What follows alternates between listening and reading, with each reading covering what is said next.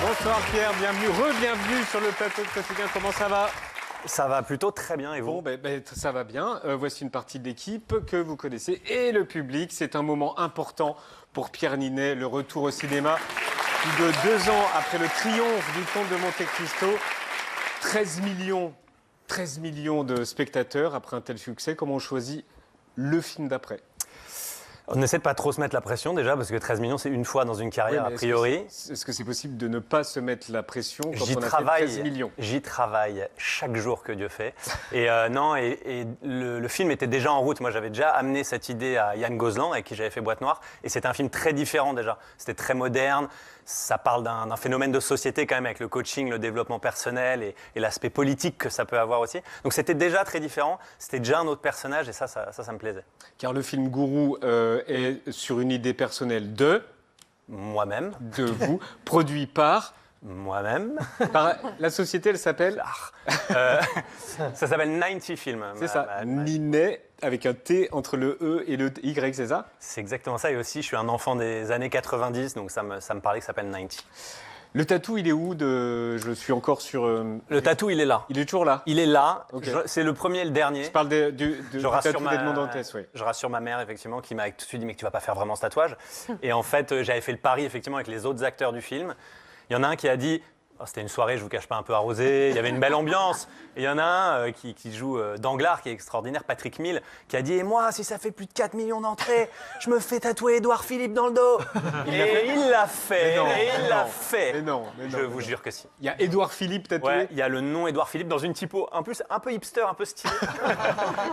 Et il l'a vraiment fait. Donc après, derrière, j'ai fait genre, ouais, bon, celui de Monte Cristo, j'avais dit que je le faisais, j'étais obligé.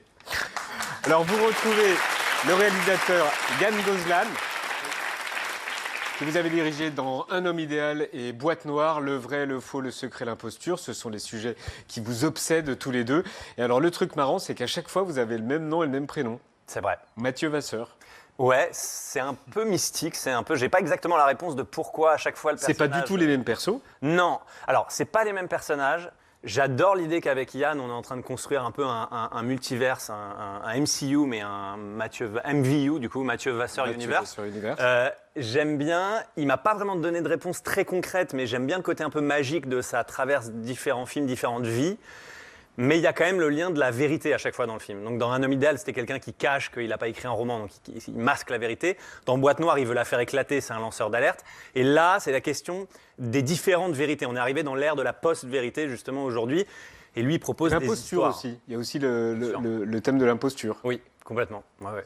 Alors, Mathieu Vasseur est un coach en développement personnel qui est devenu un véritable gourou pour des milliers de gens. Et le pitch.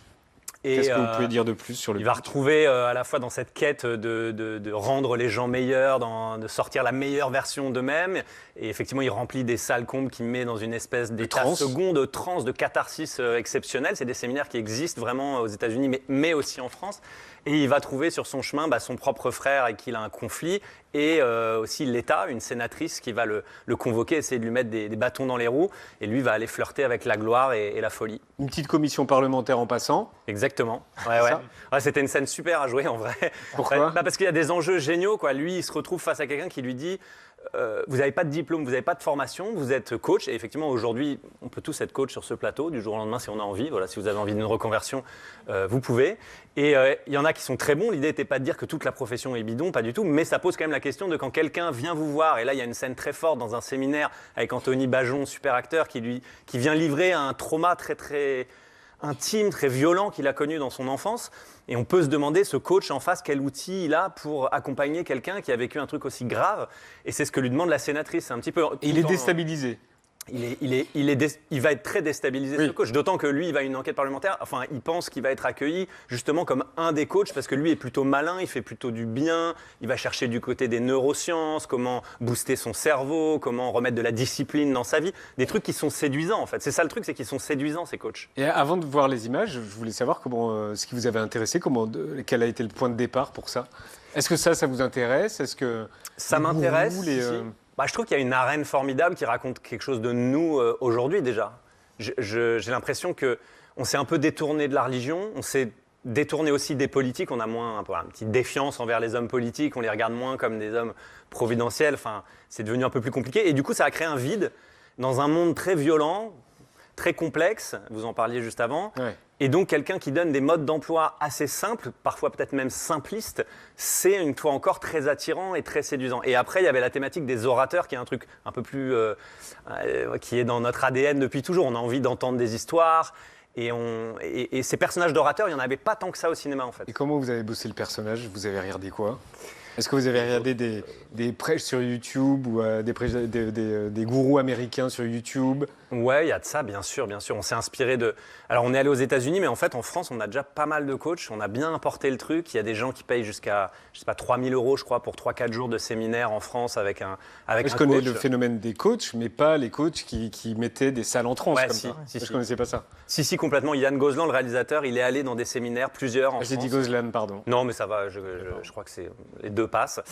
Il ne dirait pas du tout ça s'il était là, évidemment. Mais j'essaie de vous arranger les ballons. Non, mais appelez-le comme vous voulez, vous emmerdez pas trop. Gozlan, pardon. Non, et il est allé voir des séminaires. Et effectivement, je racontais qu'il y avait un séminaire. France? Ouais, en France, bien sûr, il y en a plein en France. Et il est allé voir, et il y avait le premier séminaire qu'il a fait. Et le mec était arrivé en Lamborghini au milieu de la fosse, au milieu de tout le monde. Et il est monté sur scène, et le premier truc qu'il a dit, c'est « Je vais vous sortir de la race des rats ». Ça, c'était la première phrase. D'accord. C'est pour vous dire qu'il y a un panel, quoi. Et il y avait quelqu'un, donc Monsieur Gozlan, qui prenait des notes comme ça, exactement, dans la foule. Exactement. Mais ce qui est fort, c'est qu'il s'est fait embarquer. Alors peut-être pas par ce coach-là en particulier, mais il a fait des séminaires où lui-même, à la fin, a dit, alors que j'y allais avec un œil critique du mec qui veut écrire un film, il disait, il y en a, ils ont un truc qui t'embarque, quoi. Et c'est ce qu'on a essayé de faire dans le film. Et vous, jamais? Vous n'êtes jamais tombé sur un coach qui a pu vous séduire? Non, alors moi, comme tout le monde, sur Instagram, sur TikTok, sur Facebook, je croise des gars, et parfois, ils ont une phrase qui résonne en nous. Et évidemment, et ce qu'on voulait avec Mathieu Vasseur, avec Coach Matt, c'était qu'il soit assez ambigu et assez fort pour que parfois il a des bons outils, quoi. Quand effectivement il dit aux gens de booster leur testostérone par tel ou tel truc, il y a des façons prouver effectivement dans ta posture, ta respiration, calmer ton système nerveux, machin. Il y a des choses. Et donc on voulait que ce soit assez ambigu pour qu'une scène sur deux, on se dise putain, c'est un manipulateur. Et la scène d'après, j'avoue, il a raison. Il y a des fois où il dit, on lui reproche de se prendre pour Jésus un moment dans le film. Son frère qui lui est diplômé lui reproche. Et on sent qu'il y a un gros malaise entre les deux à ce niveau-là. Et lui va dire, qu'est-ce que ça peut te faire dans un monde qui va très mal, que j'essaie de faire du bien à des gens, en fait. Il est où le problème? Et moi, je donne toute mon énergie, toute ma passion, tout mon temps à ça. Et il y a des moments où ça questionne, et c'est ça qu'on voulait. On voulait que les spectateurs soient un peu mal à l'aise sur ça.